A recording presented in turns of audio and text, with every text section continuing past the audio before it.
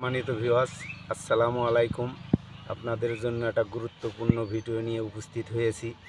সকালবেলা সূর্য উদয়ের আগে সংগ্রহ করবেন, করিয়ে সোজা বাসায় চলে আসবেন। আসার পরে 1 ইঞ্চি পরিমাণ শিকড় আর একটা পান নেবেন, আর 1 চামচ খাঁটি মধু। টানা 21 দিন খাওয়ার পরে সঙ্গীদের কাছে আর লজ্জা পাবেন না ইনশাআল্লাহ। ঘন্টা গাড়ি চালাবেন, একটুও নরম হবে না। পরীক্ষিত করা অসবরি গাছের শিকড়। আসসালামু আলাইকুম। আপনাদের জন্য একটা গুরুত্বপূর্ণ ভিডিও নিয়ে উপস্থিত হয়েছি।